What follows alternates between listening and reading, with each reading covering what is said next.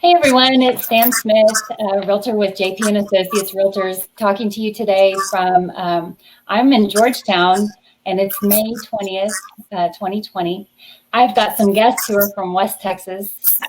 They're visiting from Roscoe Collegiate in Roscoe, Texas, and they're here to talk to us about how to kind of keep kids motivated, doing physical activity, and even though school's been out for 2 months all across the state of Texas and it continues to be out, then, teachers have challenges that they've got to overcome to keep their kids engaged and to, keep everyone focused and on track. And these two coaches, Coach Freeman and Coach Arnwine, have come up with some ideas about how to keep their students engaged. And I asked them to come on here and share those with us. So coaches, what grades do you guys work with? We're both PE. We are a collegiate school, so it is done a little differently here. We have a Montessori 1st through 5th grade. So I have all of the girls in PE from 1st through 5th grade, and then we have 6th grade pre-athletics, and then 7th and 8th grade junior high athletics, and then high school athletics. So basically, I have all the girls that are in school in PE or athletics. Oh my gosh, that's a wide range. Busy game. And like you said, she's also, the head girls basketball coach, girls coordinator. I'm the athletic director, head football coach, as well as serving as PE. And like she said, I'll have all the boys and she'll have all the girls. A wide variety of levels, skill levels that we have. Saying Montessori, you have 1st through 3rd graders all together, so you've got a skill levels that are way different. And then we have 4th and 5th graders together. And like you said, pre-athletics is 6th grade, and then we go into our high school athletic periods after that. All right. Wow. Yeah. And my kids, both of them went to Montessori for a couple of years when they're younger. And I know that probably means that you've got some real self-starters and some good discipline, but at the same time, they're kids. How are you keeping people focused right now? Since y'all haven't been in school? Since we've been out of school? Yeah. Mm-hmm. Well, I think a lot of it started with us being in school, because we do have the 1st through the 3rd grade together. But a lot of what I do on the girls' side is we have to do a lot of station work, have the 1st graders together, 2nd graders together, and then the 3rd graders, and then we go through all of the skills. So basically, since we've been out, we just kind of have done the video for the distance learning, and a lot of the things are things that we do in PE, and so they could do it with their parents, and so they're kind of knowledgeable of what we were doing in the videos. But I mean, it is hard to keep them focused sometimes whenever they're at home. But Coach Arnwine, when this all started and we saw that we were going to be out of school for an extended period of time, it was actually her idea to come up with a YouTube channel in order for us to put, at least some workouts on there for these kids to do on a daily basis. Yeah. And also be able to not just get a worksheet or anything at home, but be able to see us coaches doing these exercises. And I know we're not having face-to-face contact or having that, the human factor, but in a way we were getting the most out of it we could. And we felt like if they were seeing us, they were at least getting more than what they would, and at times we tried to make it as fun as we could and competitive, and sometimes there were special guests that show up, but Tracy likes to dress up. Yeah, as much a human factor we could put in it was great. We felt like it was great for the kids to see that. And so have you gotten feedback from your students at all on it? I've gotten a lot of feedback. I've got a lot of messages on Facebook. A lot of parents super excited to be able to work out with their kids, because a lot of the workouts that we did, I mean, you could do it from elementary all the way up to high school. A lot of the skills that I do with my varsity players, track, basketball, cross country, I also do with the little ones, just modifying it. So, I mean, it was for all grade levels. We tried to have kids in there that were really, really young. I know Coach Freeman's little daughter was in there and my son that was in, junior high, and even Jaden, who's in college now, came home and done some videos with this. But I mean, a lot of parents saying thank you, because their kids are cooped up. It's an uncertain time, and there's a lot of anxiety and a lot of stress, and not understanding what's going on. And there's nothing better than exercise and working out, and so to have that for them, I mean, I felt like it was important for a stress relief for the kids, and like Coach Freeman was saying, so they can see us and they can see that we still care, and a little familiarity of the situation. But it was fun to do.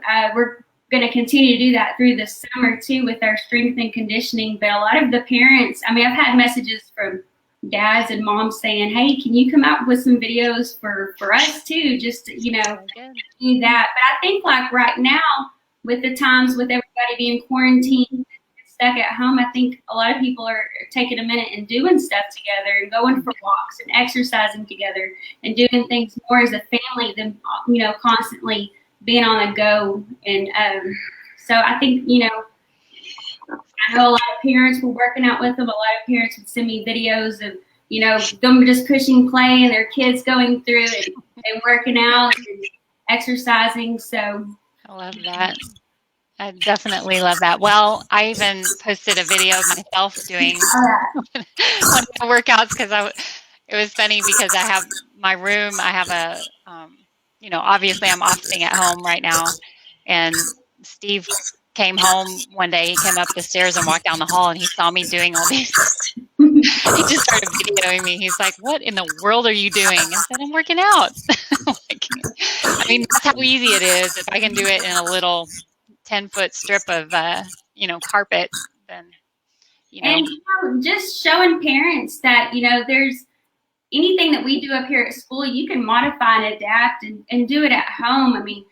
I would clear the couches out in the house, and my husband would come home and he'd be like, oh, she's videoing because the couches are in front of the door, so he couldn't get in. You can do anything that we do up here to teach skills, coordination, speed and agility, play some games with it. All of those things you can do at home on a normal basis. Yeah. And one like you talk about modifying, anything we even did up here in the gym, we tried to show a way you do it at home. We may have some dummies, and other times we'd say instead of dummies, you can lay down, roll up towels and things along that line. And any exercise we wanted to do would focus on, like you said, speed and agility, balance, change of direction, all those vital fundamentals. It doesn't matter what age you are that you're going to need to improve to improve yourself for any sport further down the line. Mm-hmm. Yeah, and I agree with what you were saying before. I mean, with all the stress that everyone's going through, personally, I have noticed, I even heard, a couple weeks in, I was out in my backyard and I heard some small young child down the way was going, "Daddy, stop." I just heard all this screaming, and you could tell it was good, good screaming. But, there are so many opportunities for, parents to be with their kids right now, which we wouldn't normally have, but to alleviate the stress. And it's probably, this is a great opportunity instead of putting them in front of TV, put them in front of YouTube on one of your videos so that they can let off some steam and make themselves healthier as well. And this whole time I've been wondering how teachers are adjusting. I can imagine what it's like at home because I have kids, but just to adjust your curriculum has had to be a challenge. And I was very, very impressed with how creative you guys were with your solution. So would you like me to put on your PowerPoint now so we can show people some of the modifications they could do? Sure. And some of them are kind of crazy, but it worked. And so, yeah, go ahead and put that up. I think crazy makes it more fun for kids. Some of them you could do a little crafting activity too before you actually work out. But that's our banana hurdles at our house. So that was, I think, my first workout that we did. So on the far right, you have your regular banana hurdles that we work on speed and agility. You can do so many different drills through it. All athletes use it from, junior high all the way up to professional athletes. But all I did is I took some hangers and I just taped them at the top where it hooks around. And then we made our own little banana hurdles and our own little workout facility in the middle of my living room. So that's an easy way. You can get a lot of work out of banana hurdles, and we use them for just about every sport, but just a little bit of athletic tape, which I always have a lot around my house being a coach. So just throw some hangers together and you have some banana hurdles. That's cute. I like that idea of the hangers. That's really good. All right. And then our next one, let's see. Okay, there we go. Okay, and the speed ladder, and I know the boys use the speed ladder quite a bit. We do with our girls as well, and just about every sport. Footwork is key in just about anything that you play. And you can do either put just tape on the ground to make your own speed ladder, or I even use just the square tiles, just to find a center, row of square tiles, and you can do all of your speed ladder work. And then you don't have to worry about hitting it and pulling it back out and getting it straight up, straighten out again. But,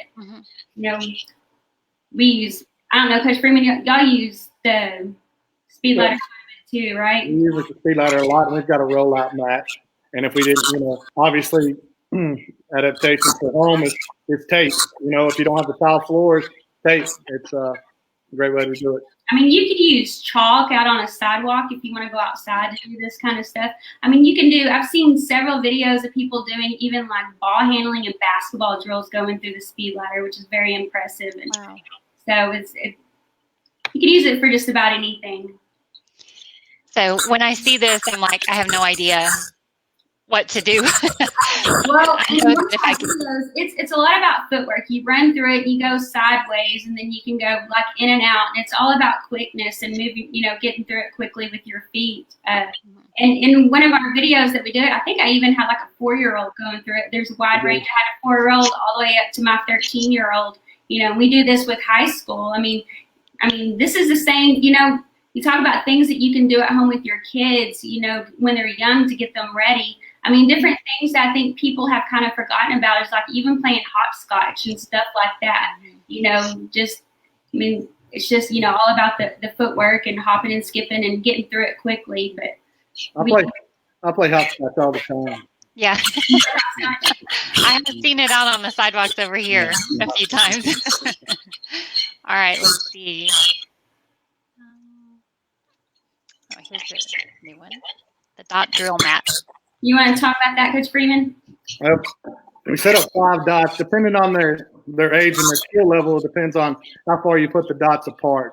And right here, obviously, that's going to work your balance and coordination. Also, your quick foot muscles in your legs and your calves. But you're going to start on one dot and hop to another, and there's different patterns you can do. You can do a hop to the middle, hop to the right, hop to the left, hop to the middle, back. The 2 feet, you can do it with 1 foot. You can do a figure 8. You can hop both feet to the end, spin around. Lots of different variations you can do, but it's a really, really, really great exercise for balance. Also, you wouldn't think it would, but it works a lot of your core, especially when you get onto 1 foot. You've got to keep your balance, and your core's got to stay tight the entire time.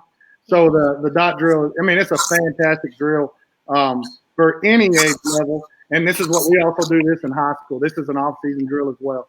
Okay. And I think we have a video of us doing that and talking about balance. It was kind of tough for me to kind of get through it. Whenever you have just 1 foot, keeping your core balance or core centered and tight, and keeping your balance is pretty tough. But it's a good skill, and you can, like it is all age levels. Start them young, and by the time they get in high school or college, or it'll come easy. So I know we have a couple of 8-year-olds doing it, 8 and 9-year-olds doing it in the video. So okay. They can all do it.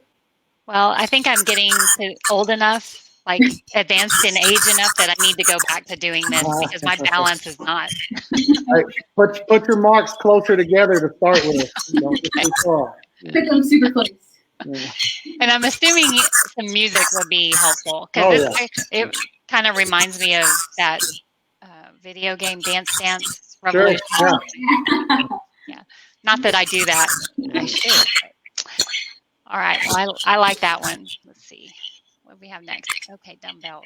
That's good. Oh, we had, I don't have dumbbells at my house, and the bottom picture is my oldest son. He came home from college, and he's using, I think, a milk jug and a gallon of tea to do his upper body stuff. And then Kaylee, we just take 2 cans together, and just make sure that whatever you have in both hands are similar. But you can use anything around your house just to use arm weights to work on your upper body.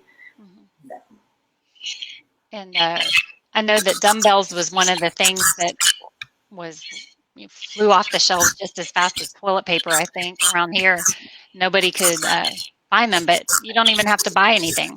Right. That's what I love about this. Use things around your house. I mean, like you said, she did curls, lateral raise, front raise, military press, tricep extensions. You can do all sorts of things. Bent over rows with those at-home materials. Lots of variations, and she shows them in the videos too. Yeah. All right. There's one more. Oh yeah, I like this one too. Plyometric boxes. I don't know. When I was putting this together, I didn't know if I should show everything because I actually use my fireplace for a lot, which might be dangerous, and people, might irritate some people. And like I said in one of my videos, we're doing ball handling in my house. My house is always crazy and loud, and there's basketballs or footballs or whatever, flying around my house, and it doesn't even bother me. But plyometric boxes, you can use just about anything there.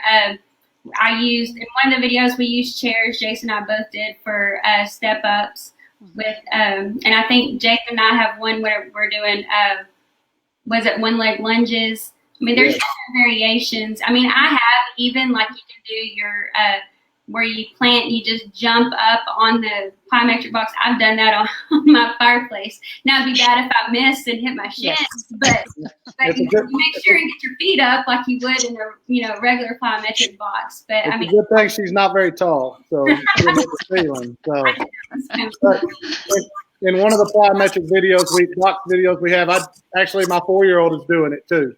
It's a smaller step, but all ages can do that. But like she said, it's great work in explosion, and that fireplace looks like it's pretty tall. I don't know. If I was to do it, I'd need. I don't have any problem with it, so. Okay. Well, I like the one in the bottom right, because you're not even jumping on the fireplace, but you're using it for stability, I guess, right? Right. One leg lunges, and I think in another video we used the fireplace as dips where, your feet are away and then we're, dipping our body down. You can use your arms. You can do like the, incline plank push-ups and stuff like that, like you would use, that's just as good as using dumbbells. So there's different variations. Just looking around your house and looking to see what you have and use. Just make sure if you use a chair that it's sturdy and it's not going to fall over or something. Or it's not one of those foldable ones that collapses. Yeah. So, there's just so many different things. And like, Coach Freeman was saying, he did have the dummies out, but and we did, our workout through the dummies. But, you can roll up, towels and just do, a bunch of different things, with things that are laying around your house. So. All right. Okay. Well, I was so glad that you had some visual aids. That was helpful. I thought I was like, I could explain what I did with some things, but they'd probably look at me and say, you made banana kernels out of fingers. But yeah, it's always helpful to have a visual. That's for sure. So, what's the plan moving forward? Are you going to keep recording like once a week, or do you have a schedule going? I don't know. I think right now we're still trying to figure out where we are, because at this point, we're usually getting geared up and ready to start our SAC, our summer strength and conditioning, and we usually have summer league going on, and and with our SAC, UIL allows us to work our kids out and then have a few hours a week for sports specific. But right now we still can't get on campus. So what I'm trying to do, I'm trying to work out is still make the videos for the girls and maybe like Zoom it like this so they can all get in and actually work out together. So, they can encourage each other and talk to each other. And so it's not like they're just working out by themselves, so they can hold each other accountable and, have some fun with it. And then just kind of see where it goes from there, see if they start lifting things up and get us back on campus. But Yeah. We feel like, I'm sorry. Go ahead. We feel like here in the very near future, they're going to allow us to get back onto our campus, into our weight rooms, so we can do our strength and conditioning, do our sports-specific drills, sports-specific work. We're hoping that happens fairly quick. What we do also is we do send our kids, workouts. We talk to them through Zoom, then we send them workouts that, tell them what to do, and then they can click a link and it'll show them, the exercise if they don't know what it is. Most of them do know. The older kids do know what the exercise is, but they don't. They can click on the link and watch. So, Okay. even up to that point, they still have the expectations to work out and any advantage. We try to use bad situations to our advantage as best as possible. We don't want. I try to tell my boys we don't want to. We want to stay ready so we don't have to get ready, and that's what we're trying to do. Yeah, I love that. Stay ready so you don't have to get ready. Well, and that's for all ages too. I mean, just we've lost quite a bit with these last few months because we didn't get to finish track season, and we didn't get to finish a lot of the things that we were excited about doing. But at the same time, I think a lot of the kids still have stayed active, and talking to each other and trying to keep each other accountable. I know several are still, on the girls' end, shooting baskets and trying to stay in shape. But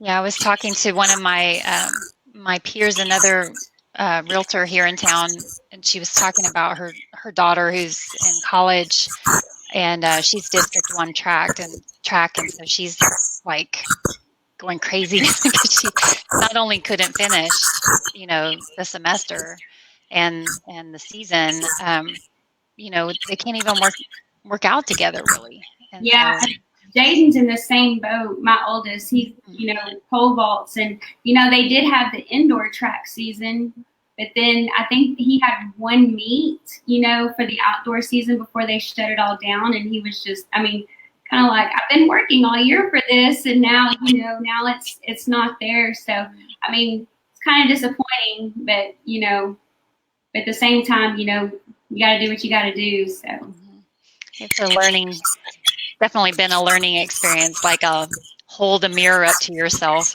experience the past couple of months on so many different levels. But anyhow, well, I'm so excited to see what you do next. I'm going to keep watching, looking for the videos. So, and I know Sophia, my daughter, will be watching too. She's been putting her own videos together too. So I'll have to share those with you and let you see what she's working on.